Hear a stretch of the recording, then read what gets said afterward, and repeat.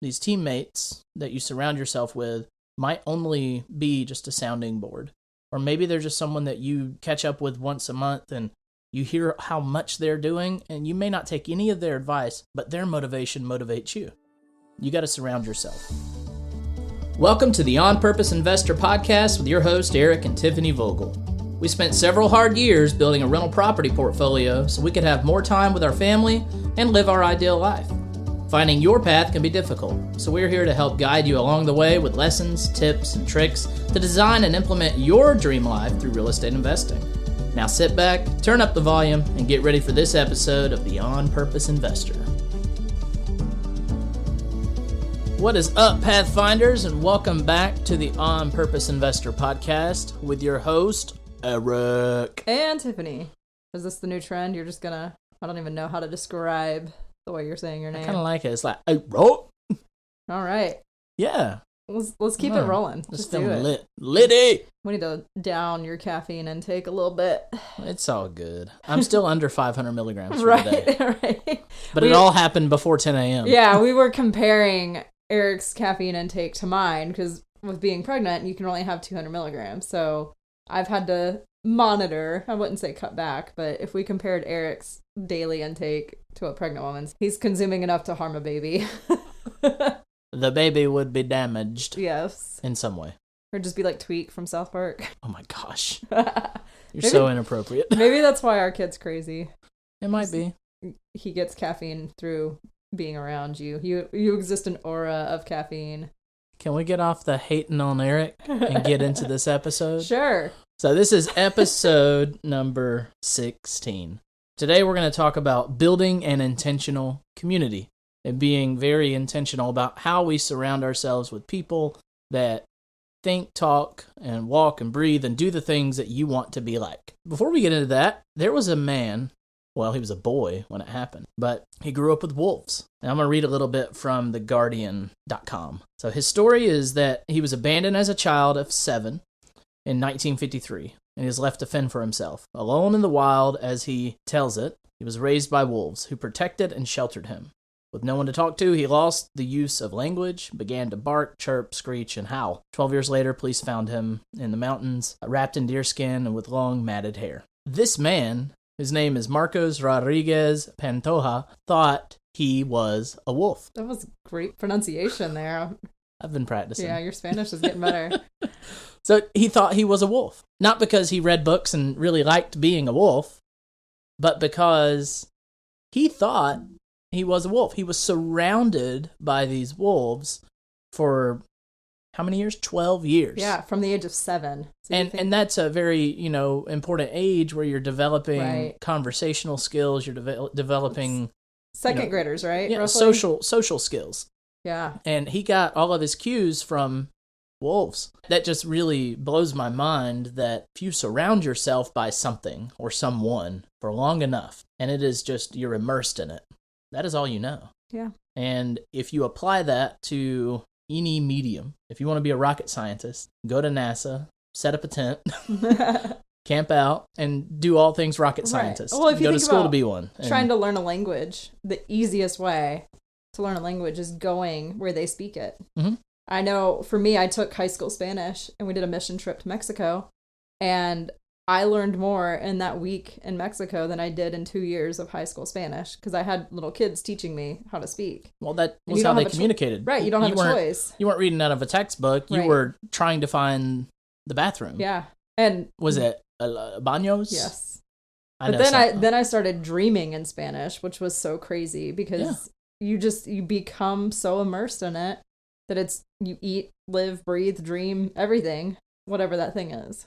I mean, you hear stories all the time, parakeets that are in a house full of dogs start barking. Or cats that live with dogs their whole life have mannerisms of dogs and vice versa. Is that why our dog Maggie acts like a cat sometimes? She lived with a cat for about 5 years, so she sometimes has cat-like tendencies. She's got cat attitude, so... She's got catitude. All right, so we want to talk about how you can build that immersion for your mindset as you take on the path of becoming an investor and really building your dream life. Whether you decide to go through real estate investing in particular, or you're just trying to find ways towards financial independence in your dream life, surrounding yourself with community can be, I think, the difference maker between success and failure. Right. And, on Bigger Pockets, they always talk about, why do you think people give up, fail, or never get started? Yeah. And I think my answer to that question would be, they never gave it enough energy, never invested 100% of themselves. And in order to give yourself 100% to real estate investing, my opinion of it would be, you need to fully immerse. And some of the things that we did to begin immersing when we were starting out was listening to those podcasts, watching those webinars, reading those books. But we weren't meeting in person with people. We were listening to them. We were seeing them. We were reading from them or about them. And the only way we could take it that next step was to attend in-person meetings. Yeah. We were heavy into Bigger Pockets because it was the online resource at the time. It was free. Right. So we were heavy into podcasts. We were heavy into reading the forums and the webinars.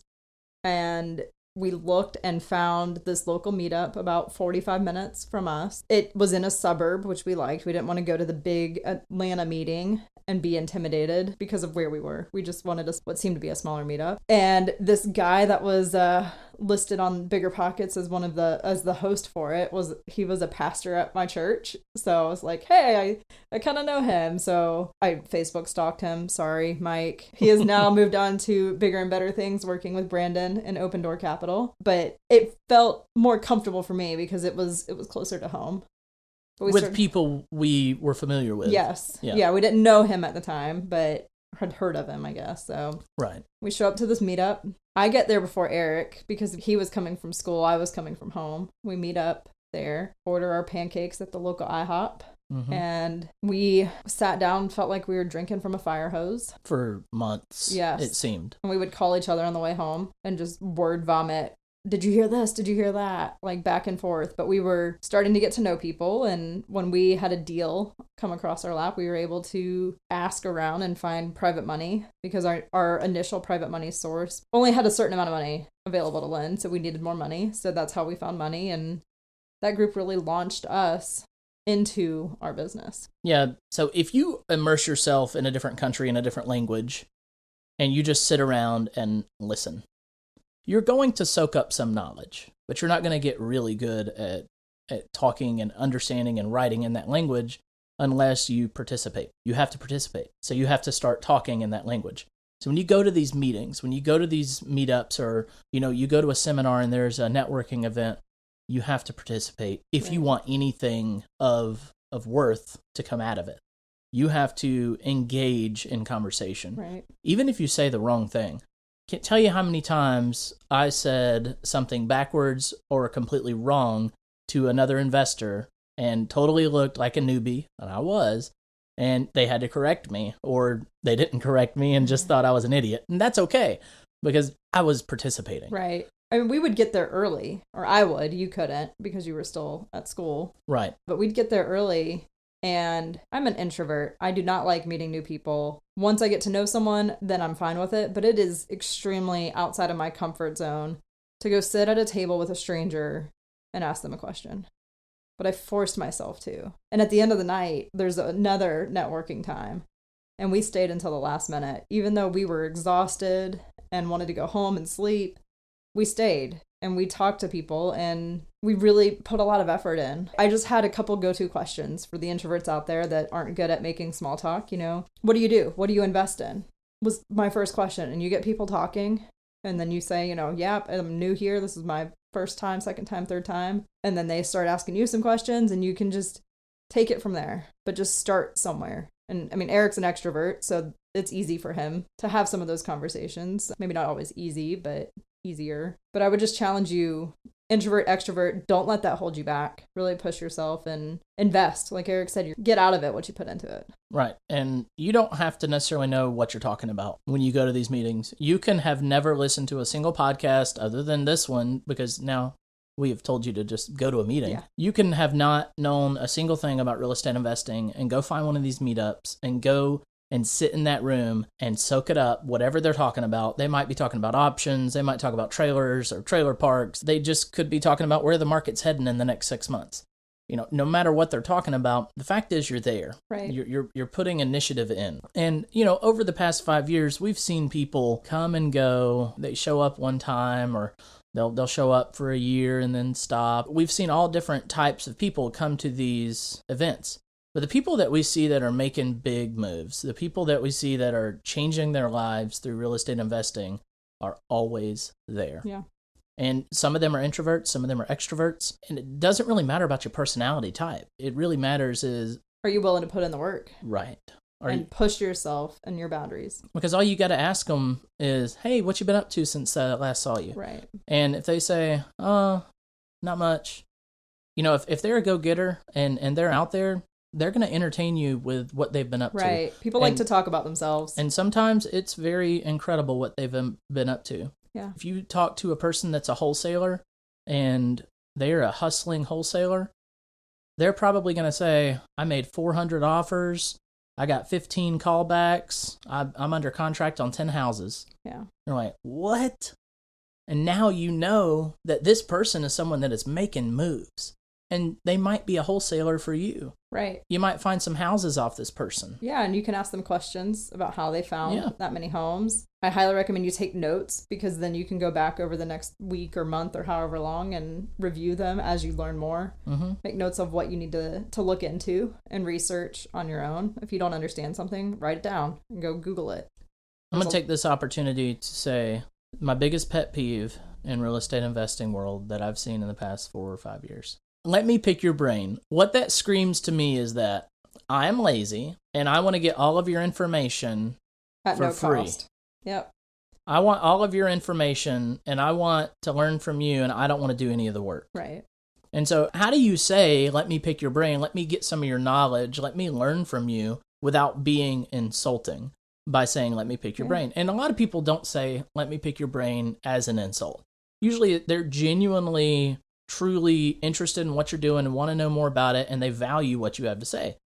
But as the person giving the knowledge, they don't owe you anything. Right. Really, at the end of the day. They may share with you some tips and tricks here and there, but they have a secret sauce that is valuable to them, that works for them, and they're not going to want to be able to give it up unless you're worth giving it to. Right. Well, I think that's the difference, is how many people come up to us every month at the meeting and want information versus how many of them actually do something with it. Well, yeah, and I often tell people, send us an email, find us on social media and send us something.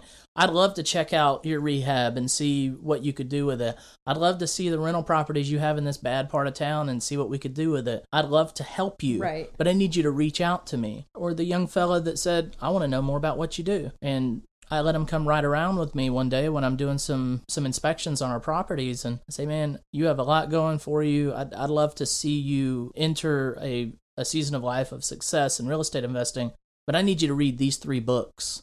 And when you read those 3 books, I want you to just tell me what you learned from them. And I never heard back. So I think all of that to say, if you want advice from an experienced investor, listen to the advice and apply it if they're giving it. I mean, if it's bad advice, don't take it, and then acknowledge that you're not going to continue that relationship. But if it's someone that you aspire to be like, do what they say. I mean, 3 books was a pretty low barrier, but this person couldn't find the time. I even offered to buy them the books. Wow. And then I think there's just a level of offering value. We worked our tails off for years to create this financial and time freedom. So we don't want to spend hours going and looking at someone's property, but we're willing to help by all means, but we can't invest hours and hours into every person that wants help. So offer some kind of value. Maybe come look at one of our properties and help us on a maintenance issue, and then ask your questions. Offer to help repair something. Offer to buy a coffee, even if you don't have a deal or anything, offer something. I wouldn't necessarily just go, what do you need? Because I don't know what you have to offer that could help me. Right. But if you notice some issue on our website or something and you have good website design skills, offer to help me on my website, and for sure I will give you whatever amount of time to help you. Or if you're listening to this podcast and you're like, I could produce that better, let us know. Yeah. Send us something and help us produce it. Maybe we can help you achieve your dream life in some way. Right. Over the course of the years that we've been going to the meetup, we've been recognized as the young, hungry couple that literally does anything you tell them to do if they know it'll help them. Because we've had people tell us, hey, you should go do this. And before the next meeting, we've done it. Whether it's we need to draw vision, we need to do this, or we need to do that. We have been known as that young couple that we go and do things. Right. It was a reputation that helped us get free mentorships with people who are way further in their careers and really helped us launch our careers. So with that, I want to go into the next thing we did after the meetup. We didn't go to any weekend seminars. We just decided to go for the whole shebang and go on a week-long cruise. And that was fun. It was so fun. It was right before we got pregnant, so it was kind of like a last hurrah of drinking and partying a little bit, but we did not sleep much. We were in classrooms all morning, networking all afternoon. We would go to evening sessions, then hang out. We had some friends there that we knew from our local meetup, and we really invested in any of those relationships that we could build. There was a couple that we met that we really connected with. We just happened to meet them in the hot tub and found out they were part of the group, and they became great friends of ours. So we were later in a mastermind with them. Yeah. So again, I'm an introvert. I would have loved to have gone back to the room after dinner and had some downtime to I had plans to read books on this cruise because, you're on a cruise, you're going to relax by the pool. That is not what happened. We were hardcore conversations, asking questions every waking moment, basically. We took pages and pages of notes from the sessions and from the pool sessions at the bar, where we learned a ton too. And we built relationships that we have friends that we can call and ask questions and get that free mentorship because we invested. So I just recommend, if you're going to go to a seminar, don't just go to the seminar. Stay late. Stay in the hotel. We're staying in about a month at the end of May. We're recording this at the end of April. So I'm going to a seminar that's 30 minutes from the house, but I'm staying in the hotel because I know I'm going to want to stay up late and get up early and network. And that's where we're going to build relationships in our business. So seminars or conferences, highly recommend investing in those and not just going for the class time, but for really building the community while you're there. Yeah. And just so you know, along the course of your journey, you're going to probably attend a lot of different seminars. You're going to go to a lot of different meetups. Make sure that you're presenting yourself in a professional way. There are some folks that we've seen either at seminars or at meetups or whatnot that, they probably have all the best intentions and whatnot, but they're not really presenting themselves in the best light at times. And just know that people are always watching, and people want to do business with people that are, well kept and can keep themselves composed in situations. Yeah. So if you're having drinks, have some drinks, but don't overdo it. Right. And I mean, in our community, you don't need to wear a suit and tie. You would be probably laughed at a little bit for taking it too seriously. But also don't, show up in pajama pants and dirty. Just understand your audience, understand your community. And the reputation you want to build. And the reputation, yeah. Yeah. I mean, that's, for us, we are very big on integrity. And if we say we're going to do something, we do it. And if someone gives us advice, we take it. And if we don't take the advice, we let them know, hey, here's why I didn't. Mm-hmm. We really thought about what you said and we took it to heart and we did some research and here's why it doesn't fit for us. But we let them know, we heard you and we appreciate your breath, your time in giving us that information. Just be appreciative too when you get advice from people. That's right. So why does it all matter? Why do all of these things about your community really matter? And I would say that it matters so much because it is the determining factor to how you're going to travel in your journey. Your roadmap, which is what we call our vision. We call our vision our roadmap. Your roadmap is, a 3-year glimpse into the future of what you want your dream life to look like. And if you want to travel down your path, you're going to have to be surrounded by people that are going to help you get there. Either they're going to literally help you, or they're going to mentally help you, or they're going to be encouragement, to keep you moving. But you've got to surround yourself with a team. These teammates that you surround yourself with might only be just a sounding board. Or maybe they're just someone that you catch up with once a month and you hear how much they're doing, and you may not take any of their advice, but their motivation motivates you. You got to surround yourself. Right. I mean, if all of the people you're around are not investors, it's hard to get fired up. And I know for us, we really got our community built strong as we were doing other things than just our real estate business. And we were encouraged to focus on one thing. I think if we had not received that advice, we wouldn't be sitting where we are today. Yeah, I agree. I wrote an email this morning about if everything is important to you, then nothing is important. Right. It just means, you don't have the capacity to focus on all of the things and let everything be the most important thing. One thing has to be the most important thing, and that's what you got to focus on. Right. And what your community can do is they can hold you accountable to that. Yeah. And what I see a lot in our circles now, so there's kind of stages of investing. You have beginners, who are people who are just starting out or have done one or two deals, wealth builders, who are the ones who are growing their portfolios, and then you have enders. And our friends are in that end of the wealth builder stage, becoming enders. And what we see a lot of the feedback is to focus on the important things and make sure that you are living to your roadmap. And you worked your butt off to achieve these things. So now it's time to go live that life. So there's different stages of investing where you need different advice and accountability. So starting out, when we were in our mastermind, we were highly encouraged to really focus on finding deals and building our portfolio and building that foundation. And some of the advice we didn't take at the time because we were not emotionally in the spot to move forward with the advice. And we were ignorant to the benefits of it. Right. We didn't know that for this $600 class, we're going to open up doors that will provide us the ability to make $6,000 or $60,000. We had a lot of fears holding us back at the time that I don't even know that we could have named it as a fear. Right. But well, I would call it, abundance and scarcity. We had a scarce mindset because we didn't realize the potential benefits. I think so. We had a handyman business that we were running, and it did not produce a lot of income. It provided a great income for our employees, but we were not making enough to live on. And we were hesitant to do any flips because for me, it was kind of the 2008 crisis of people having these flips that they're underwater and can't do anything with. And we knew rentals worked. So I was hesitant to do flips. And I know you were also. And I think had we not had that fear of flipping houses and had instead pursued that instead of the handyman business, we would have had a lot more time freedom at the time, and we would have had a lot more income. So we would have invested less time and had more money. But it was a journey we had to go on. Yeah, and I'm a firm believer that God sends us down paths for a reason. Yeah. I am certain that we went down the path of owning this company because of all the things we learned. Yeah.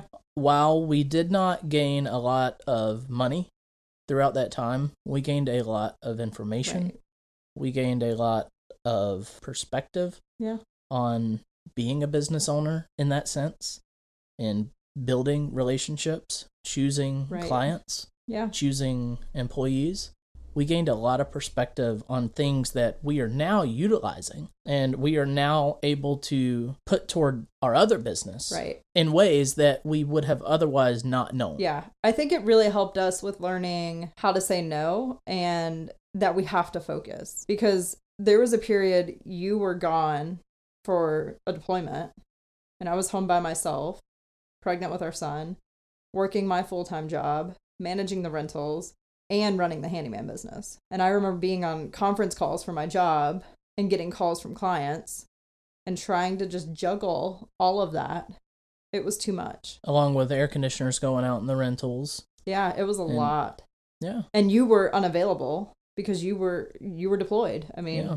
And that's one of those trials right. that I feel very convinced that God put you through that so that you could also teach me to give up some things. Right. And so you could teach me, we can do this, but you don't need to be doing it. Right. Gino Wickman's book, Tractions, which is a book that I've been going through for a second time past couple of weeks. If everything's important, nothing's important. That mindset and mentality of it. There's a short anecdote he has in his book about this climber, and he is climbing this mountain, and he reaches and he falls. He's fallen off this cliff face. And he grabs this vine, and he's hanging on by this vine. while he's hanging there, he shouts up above to the sky, "God, if you're up there, I need your help." And a booming voice comes down and yells back to the climber, "If you trust me, let go." But he looked down and he was 600 foot above the ground and just knew that he's just going to die if he lets go. And the climber, instead of just realizing, oh my gosh, there's this booming voice coming out of the sky, that has to be God, I'm going to trust him, I'm going to let go. He said, well, is there anybody else up there? Like, is there anyone else to give a different kind of advice? It just puts it in perception of you have to trust and let go. And in some of the side businesses that I have going right now, I have to trust that I'm setting it up well enough that it can automate, that I can train someone else to do the job and that it will get done. I have to learn how to let go and have faith. Right. Well, and you're building community in that sense of hiring people and trusting them.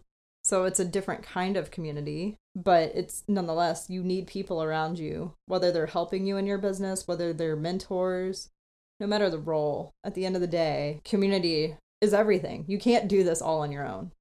And I hope that Eric and I are part of your community through these podcasts. Our book will be coming out in a few months, so I hope we can help be a voice. And if you ever need anything or just want a sounding board from us, shoot us an email. Go to onpurposeinvestor.com. You can find both of our emails there, Eric or Tiffany at onpurposeinvestor.com. Would love to be your sounding board to whatever you have going on. Can't promise a response time, but can promise that we will get back. Yeah. If we had a stronger network and community of people that we were checking in with weekly in that season of running the handyman business and you deployed and all of that, we probably would have made different decisions. Right. I agree with that. That was a little bit of a tangent, but all of that was to just say community is really everything to your success. It's the fuel to keep you going when things are hard. It's and a lot of people say, I can't buy a house because I don't have money. Well, if you have a strong community, someone in that community has money. Right. And if you have found a good enough deal by listening to another community member, you learned from them and you went and found a great deal, someone in the other part of your community has money. Right. And you can partner, you can pair up, you can figure out a way to do it. Yeah. And your community is going to dictate how successful you are. Right. Is it Jim Rohn? Yes. That says you are the sum of the 5 people you spend the most time with. The average. You're the average, not the sum. What's the difference between average and the sum? I'm not a math person. We're not going into that right You're now. the average then. Yes. Oh, and the sum would be you are all 5 people added together. Yes. Got it. You're the average. Yes. I want to say real quick, part of our community was each other. Mm-hmm. It made a lot of difference because we grew in this together. So even if your spouse is or partner or whatever your situation is, even if your significant other is not fully on board and invested in the business, bring them in as much as you can because you need that partnership. Anyways, back to the average of the 5 people you surround yourself with. I look back on the friends that I had in my early to mid 20s, and our lifestyle was going out to eat, going out to the bar, hanging out, watching Netflix, playing games, a lot of Cards Against Humanity involved, just hanging out. We didn't really, we talked some deeper things like some politics or, things we heard, but it was not the kind of friendships we have now where we talk about our struggles and deals and encourage each other. My early to mid 20s, I was acting like the people around me. I was the average of my 5 closest friends. And as we started getting into our investing, we surrounded ourselves with podcasts. So the things going into my head, yes, I was not friends with Josh and Brandon from Bigger Pockets, but I had them in my head constantly, listening to them. So surrounding yourself with people who you want to be like. They were your community. Right. And they still are. Yeah, they don't even know it.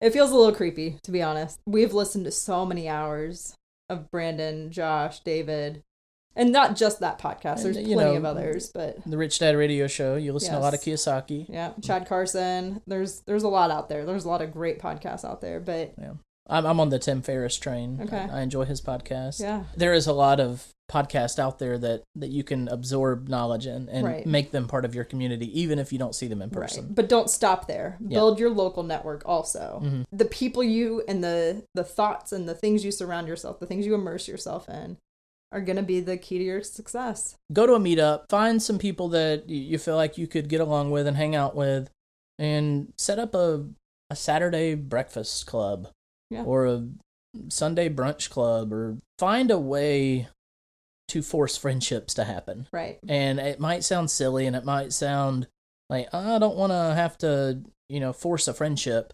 You have to be intentional. I think you have to be very intentional about making sure that you are surrounded. Right. Because even if you're an introvert, you can form a Facebook group, and you can tag people on it, and you can invite people to it without ever having to reach out to them and talk on the phone or whatnot. I feel like you're talking to me right now. You do have to ultimately go see them in person. Just know that is the comfort bubble that you're in dire needs of popping. And to break through that, you got to find people that you're comfortable around. And the people that you're comfortable around are going to be people that you enjoy talking to. And to make it an enjoyable conversation, find something you enjoy talking about. Yep. And if your dream life is through real estate investing, and your roadmap has this along your journey, then you're going to have to pop that bubble. Yeah. And get out there and do it. Well, I think for us, like, our minds and our thoughts really shifted while we were both working our jobs. We started seeing the world very differently. Our friends that we had at work didn't align with where we wanted to be. And that's when we realized we needed to expand our network into the world we wanted to be a part of. And this summer, we're going to take a little over a week to go RVing with a bunch of friends who are in real estate and have their RVs. And that's a network where it's not just real estate friends, but it's also RVer friends. So we get to look at everyone's rig and aspire to have the next bigger and better rig. Just to put it in perspective, Tiffany and I have not the smallest RV, but definitely the most cost effective for our journey. Yes. We're at a different stage. We're younger than everyone else in the group. We're probably 15 years younger than the next oldest person. 10 to 15 years. Yeah. I mean, unless Dan shows up. Yeah. He will not. You don't think so? They're having a baby. Oh, that's right. Like, you just forgot that. I kind of wanted to just announce that my best friend's having a baby. Yeah. Find the niche within real estate that reaches out to you also. Like, I hosted a meetup for women in real estate. And it's been really great for us to get together. And sometimes we talk about our kids and the crazy things they're doing. It's not all real estate focused, but we all have common interests and get together once a month. And it's just a nice little hangout. So find what works for you. But really think about, who are the 5 people that surround you? And are they where you currently are? Are they where you want to be? Are they helping you reach your goals? And if they're not who you currently are, or who you want to be, then they are probably who you want to forget about. Yeah. The average of those 5 people is the person you're trying to leave behind. Right. Well, and it's not necessarily you have to leave them behind. Well, the person that they are is the person they want to leave behind. They don't want to be that version of themselves anymore. Yeah, I mean... They want to be a different version of themselves, but they can keep those friends, but they don't need to spend the most time with those people. Especially as you're growing. Right. I know when we were early on in our career, a lot of our relationships were kind of put on pause between family and friends. And as we have more time now, because we're not working on our houses, if you go back and listen to the last episode, we talk about how we lived and breathed our first rental renovation. Mm-hmm. We didn't have time for them, but now we do. So we're investing in those relationships again, but with the understanding that we still have our network who's going to push us. So find that balance, but as you're growing, really invest in the relationships that are going to help you reach your goals. Absolutely. And be intentional. Yeah, that's key. And, friendships are hard. Relationships are hard. And not because it's difficult to get along with people, but it's because people all have different lives, and people all have different schedules. And priorities. And different priorities. Yeah. And if you want friendships that matter to you to last, then you have to put in some work. Right. You have to reach out. If they're the kind of person that is okay going a couple weeks without talking, and when you hit them back up, they're like, hey, been on time. Here's what's happened in my life. Here's what's happened in my life. And you catch up. That's fine. But there are also people that, get offended if you don't reach out. There are also people that you text them and they don't respond. And there's a lot of different factors that go into relationship building. And you have to be extremely intentional. So if you want a relationship to happen, a friendship to happen, a mentorship to happen, you have to be extremely intentional and go out of your way to make it happen. And offer value when you can. Offer value. Yeah. That's right. All right. Well, thanks y'all for hanging out with us and listening to us talk about the value of community and how to build an intentional community. What lessons can you take and apply to your life? Don't let the time you just invested go to waste. You only get one life, so live it purposefully. That's all we have for you today. See you next time. Are you ready to discover and build your dream life? Then it's time to become a Pathfinder. Head over to onpurposeinvestor.com and sign up for our newsletter to get tips and tricks to help you find your path and get the latest from our blog. If you haven't already, we'd really appreciate an honest review on your favorite podcast app. If you're enjoying this show, share it with friends, family, and fellow investors. See you next time at the On Purpose Investor Podcast.